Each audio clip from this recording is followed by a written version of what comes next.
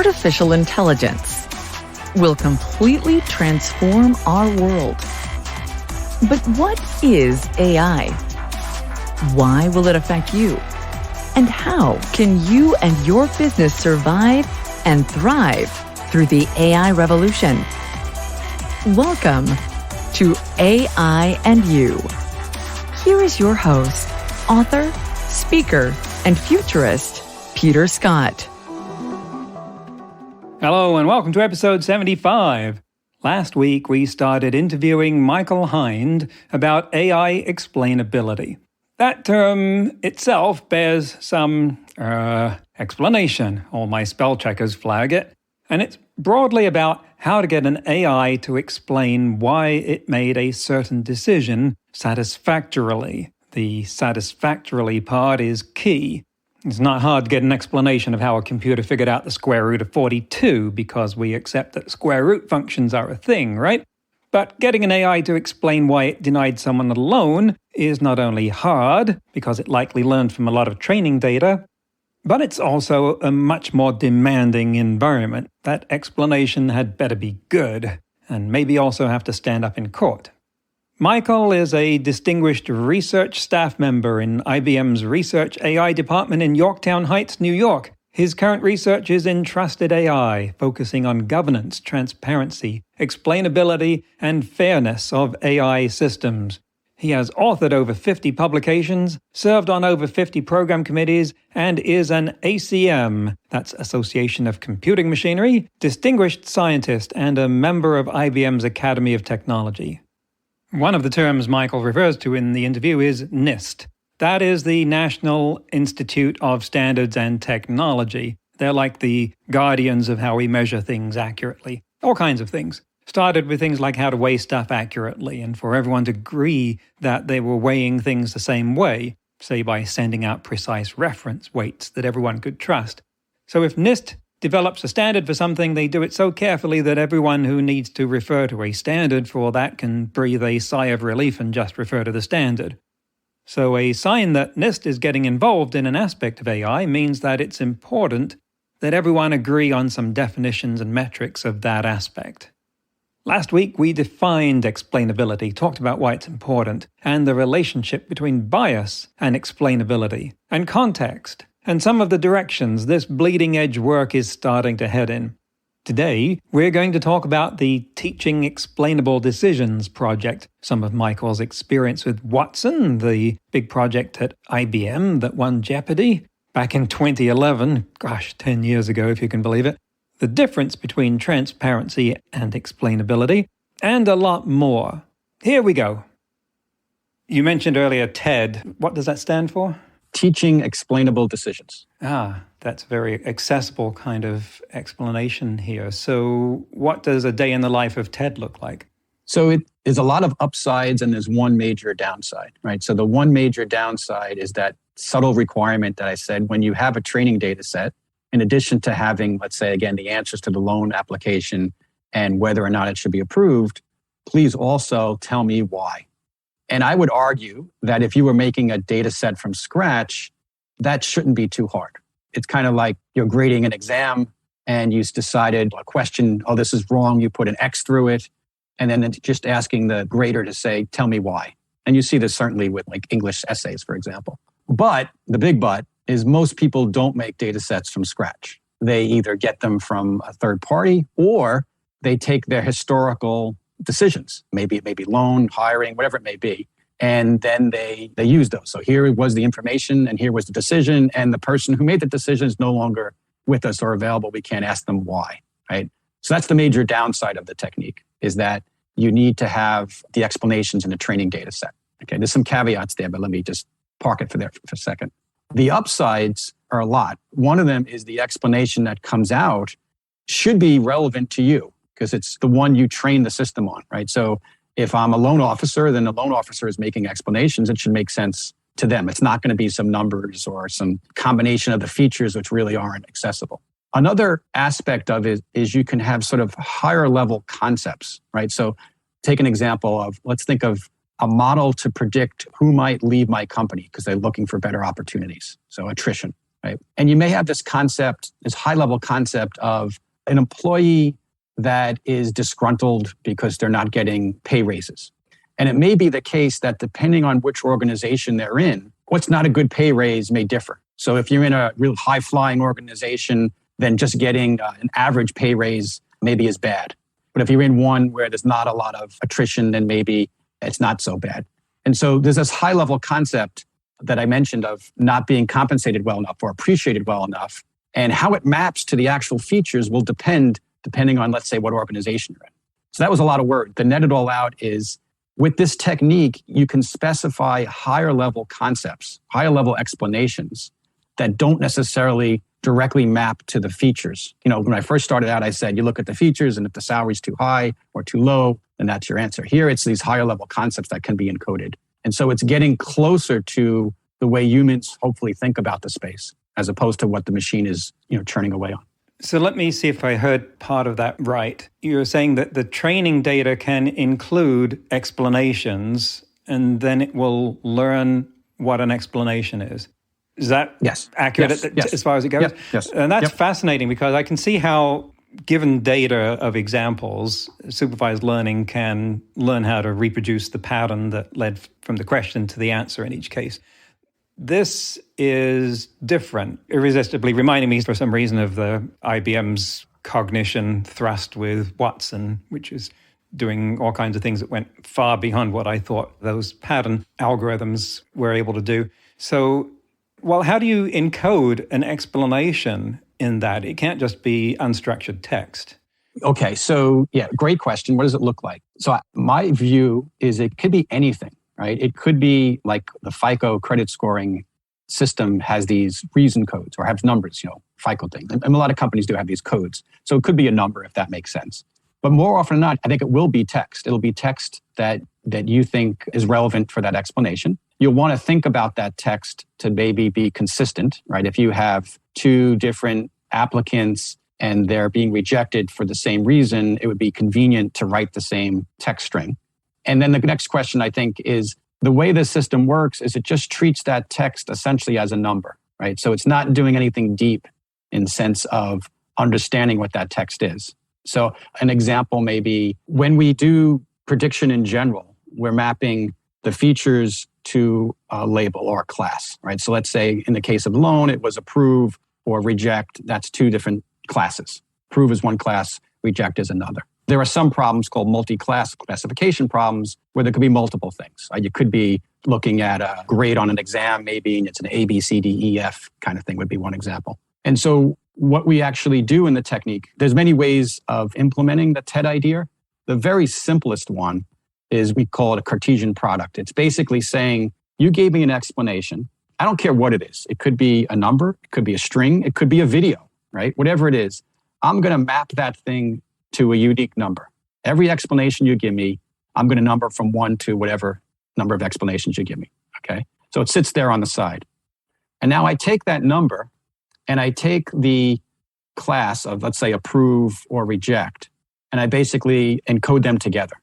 So now I have reject, and I now have, let's say, 10 reasons to reject. So I have reject R1, R2, R3, R4, and so on. And then I actually take that, and now I have a new problem, a new machine learning problem. I've got my training data set and that new label, which is R1, R2, R3 for reject reason 1, reject reason 2. And I give that to any algorithm to create a classifier. And now it's a multi-class problem. And then out it comes up with a new model. What that new model will do is rather than spit out approve or reject, it'll just spit out reject 7 or reject number 3.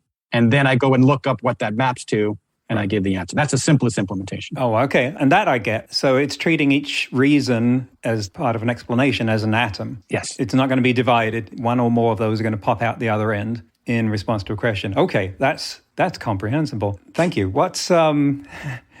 I've been thinking of explainability in the general sense as something that requires artificial general intelligence, but you're helping me understand how we can carve off useful parts of it at the moment. Talking about useful parts, which customer sectors are most interested or engaged in this at the moment? Finance, insurance, can you characterize that? You did a pretty good job. Yes, it's finance, insurance, maybe health. Generally, it tends to be regulated industries. Places where if they mess up, there'll be consequences. But it's not limited to that. We've had interest from other places as well, retail and so on. So were you in the sphere of the Watson project and what that turned into? Yeah, I shared a building, certainly. I wasn't part of the project. And I was also one of the early testers of the Jeopardy system and lost very badly. And, everyone lost very badly, I think. But I'm interested in its later career in medical diagnosis and whether that intersected with explainability. I haven't worked with that part too much. I guess we had some discussions, but there's nothing significant there. Okay. But there is a related topic that we could branch into if you want, which is the bigger topic of transparency. Yes, please. Yes. So in that case, transparency, what does that mean? It generally says people want to know a little bit more about a system, an AI system, rather than just deny me from a loan why. Because maybe I don't even want to use it. I don't want to apply for this place if it's using an AI system. I want to know more about it, right? So you can think of this exists everywhere. It's not specific to AI. When you go to an online market, you're looking to buy something, you want to know more about it. You want to know reviews, you want to know features, you want to know price. So you want information about it. So this started to be a pretty hot field, as you can imagine. And we, in my group, introduced an idea called a fact sheet, which is a very simple idea. And it's not new to this in general. It basically says, can you document for an AI system the relevant information for the target audience who's asking for it? So if I'm a regulator, what does a regulator want to know? And that's the information you would record, right? So if I'm a consumer, you can think of consumer reports where you're getting information, let's say, about appliances. What do they want to know? How was it tested? Things like that. And so there's a lot of demand for this. I was just talking to a cabinet officer in the UK who in the past, and they weren't unique, but they had some situations where an AI system was making decisions. This was related to exam scores.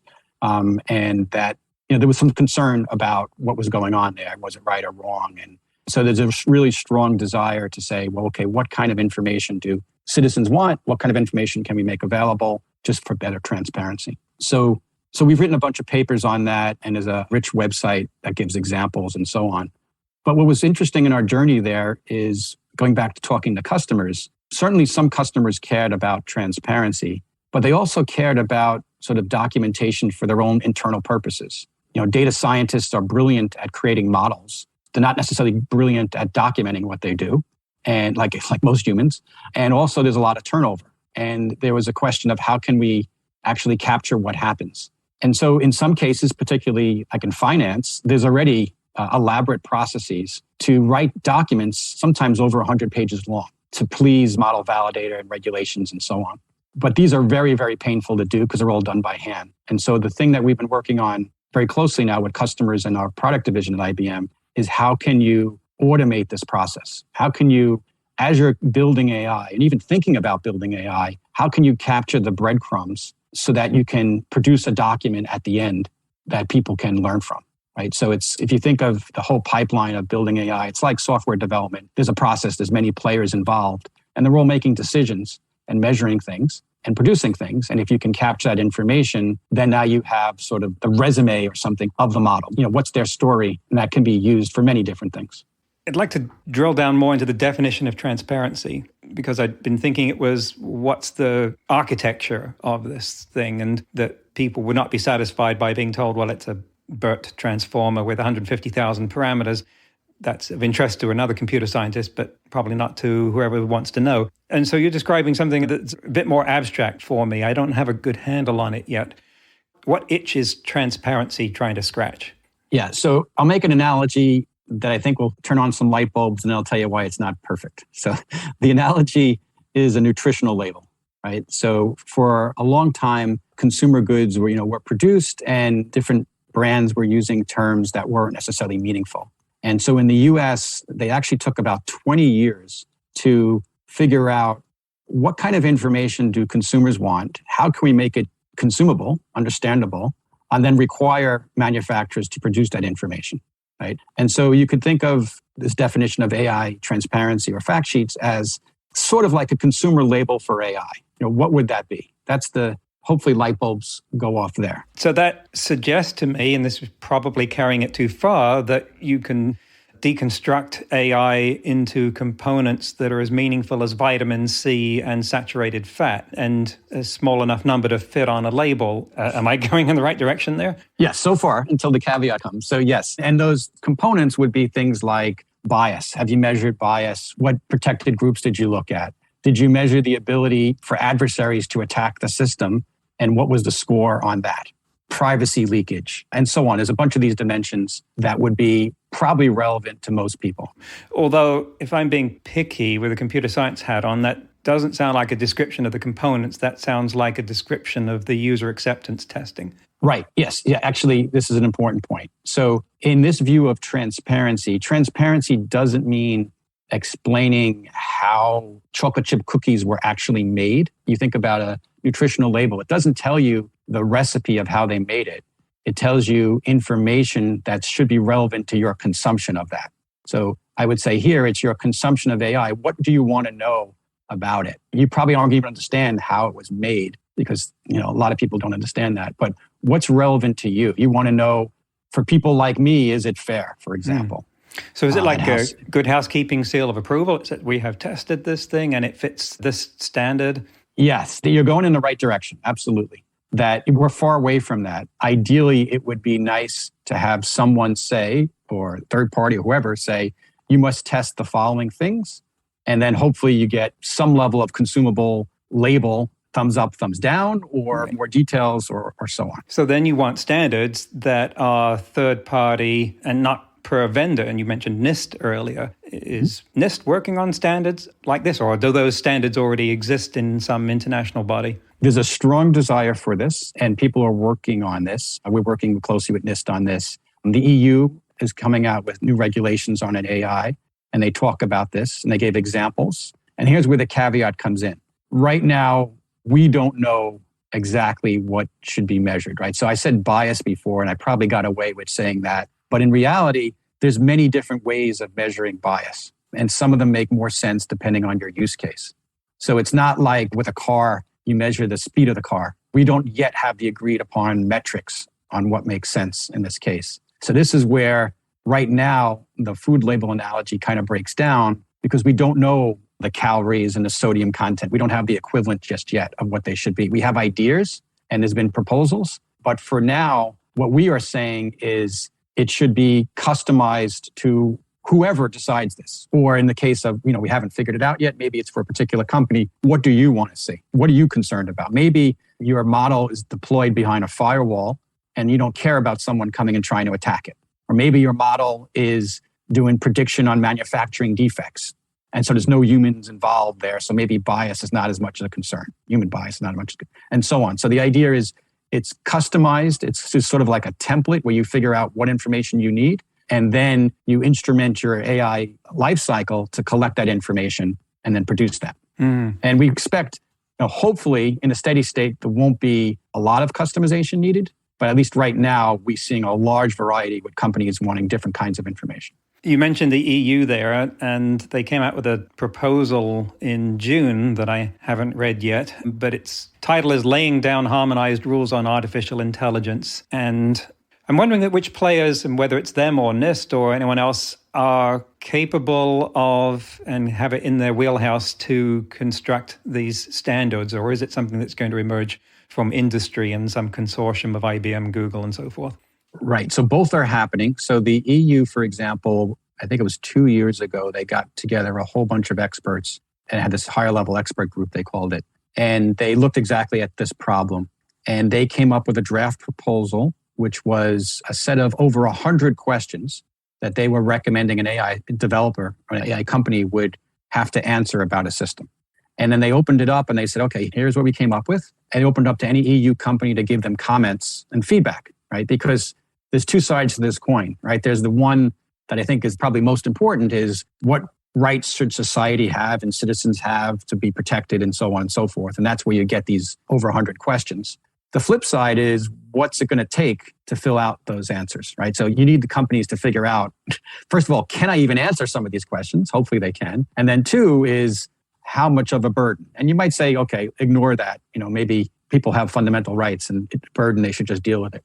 So they got, I think, several hundred companies replying to that draft. And so we're iterating on that. So the state of the art right now is very active research in this space. Maybe research isn't the right term. Very active development in the space, trying to figure things out, and groups coming together. There's an organization called Partnership on AI that was bringing together basically work done in IBM and Google and Microsoft and others that had similar ideas, like the fact sheet idea, and trying to say, is there some consensus?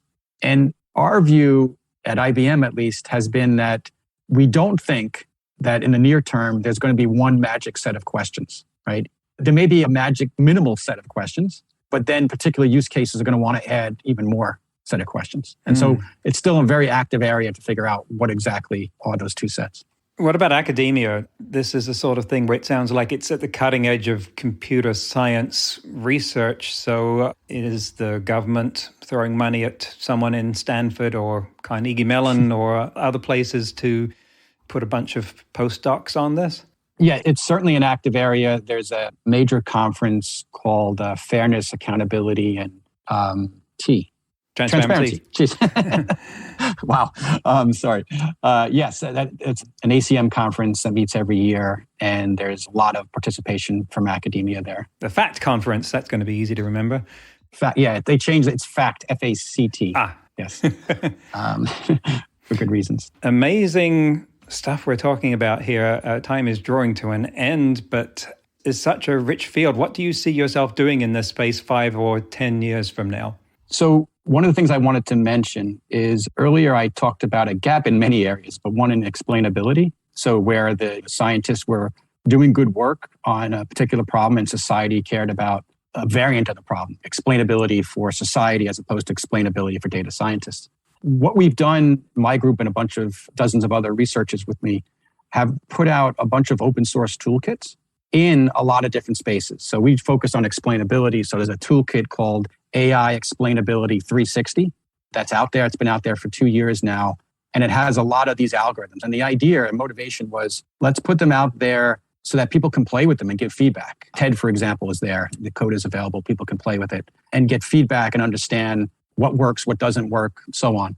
And we've done similar things with fairness called AI Fairness 360, another topic called uncertainty quantification, which is talking about sort of the risk level of a model, one on privacy, one on adversarial robustness, and so on. So for those who are interested in going deeper, those are all available. You can find them, links on my webpage or just Google them. We'll put links in there. And The transparency one talked about fact sheets. Can you explain fact sheets briefly? Yeah, so fact sheets are what we were talking about before. It's the sort of this transparent document. It's a document for transparency. It collects facts about how a model was constructed and things like, what was the reason? What's the intended purpose of this model? Why did you do this? And that's important because often models are reused and they may not be appropriate to be reused. So a concrete example, I developed a loan approval for a rural area in the United States. And one of the things I use in my model is, does a person own a house? Does the person own a car? Those are probably good predictors of creditworthiness, right? And then a friend of mine down the hall says, hey, your model works really well. I want to use it in Boston, Massachusetts. It's okay, fine, whatever. But it turns out in Boston, Massachusetts, many people don't own houses or cars, but they may be creditworthy. And so it's trying to capture that kind of use case of, let's clearly say what's the intended purpose of this, and then help reuse things appropriately and not have problems. And then other things as well it captures. Kind of like establishing the pedigree for a product in the way that aircraft have to trace the pedigree of all the parts that are in it back to the manufacturer? Yeah. Exactly, yes. And things like the training data set and information about the training data set. A lot of it, it's a lot of the information that's used during the whole process. And then you can decide which of this information is relevant to your audience, right? So if it's another data scientist, they probably will eat it all up. If it's your consumer, maybe they don't necessarily care about some of the details. And so on the website, it's called Fact Sheets 360.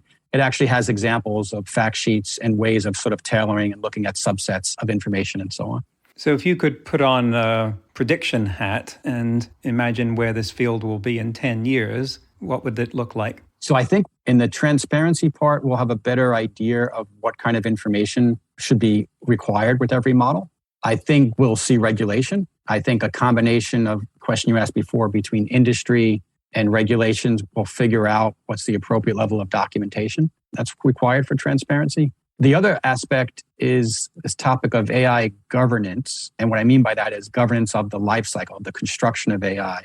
A natural follow-on from what I was saying is if I'm collecting the breadcrumbs during the process, then maybe I can actually have some rules that say, hey, if you measured bias at this point in the life cycle and it was not good, don't go any further. Don't allow the system to go any further. So just like you have with traditional software testing and different checkpoints before it can go any further, you can have the same kind of thing here with AI, but not just for accuracy, but for these other attributes as well. Kind of like going to that aircraft analogy, it's all the regulations about testing for metal fatigue and so forth that make them safe enough. And really that level of safety industry around AI or even computers in general is very, shall we say, embryonic.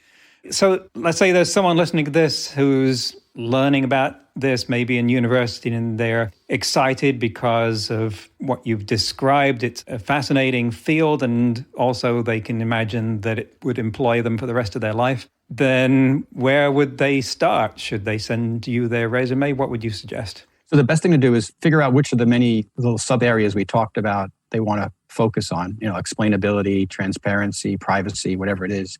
And pretty much for each of those, we have the website and the toolbox. And each of those also have Slack channels as well, a community where people can come and ask questions and interact, not with me, but also other people as well. So for example, the Fairness 360 Toolkit has over 1,000 people subscribed to the Slack channel that are engaging. And some of these are students, I'm sure. I know there are classes that are using toolkits, but some of them are also companies, practitioners who are using it as well. So it's a great opportunity not only to talk to me, a fellow researcher, but also an opportunity to interact with pragmatics of this, which can really, I think, inform people's solutions. Well, that's great to have that level of openness and accessibility. We'll put up a link to your page. Is there anything else you want to tell our audience in terms of, do you want to issue some kind of assurance that we've got a good handle on this? If they're feeling nervous about the state of AI being adopted for things and maybe that it's too much Wild West, can you tell them that we're going the right direction? Sure. I guess what I would say is speaking to many, many companies and their usage of AI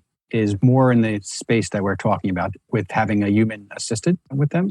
And so I think because of a lot of great work by others who have raised the issue of what can happen here, and of course the bad publicity and brand reputation that's happened to some companies who have messed up, there's a huge awareness to make sure that they don't rush into anything and they think things through and so on. So it's not a guarantee that certainly things won't happen. But the fact that I'm speaking to dozens and dozens of companies, I'm a researcher, I'm not a product person, means that they really want to know and really want to do the right thing and be educated.